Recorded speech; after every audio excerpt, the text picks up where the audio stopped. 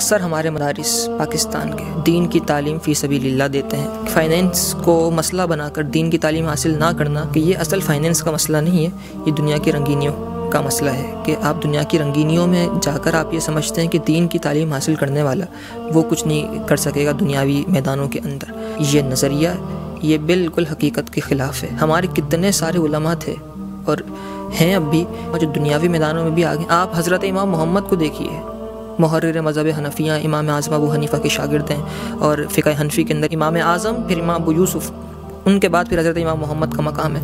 آپ جب گھر سے نکلتے تو 3000 درہم کا سوٹ پہن کے نکلتے تھے، دین کی تعلیم حاصل کی تھی، عالم تھے، مفتی تھے، فقیہ تھے، امام اعظم کے شاگرد تھے۔ اسی طریقے سے آپ کو اسلاف کے اندر بھی اور پھر اخلاف کے اندر بھی، دونوں میں ڈھیروں مثالیں مل جائیں گی کہ تو دنیاوی میدانوں میں بھی بہت آگے گئے، دینی میدان کے اندر بھی بہت آگے۔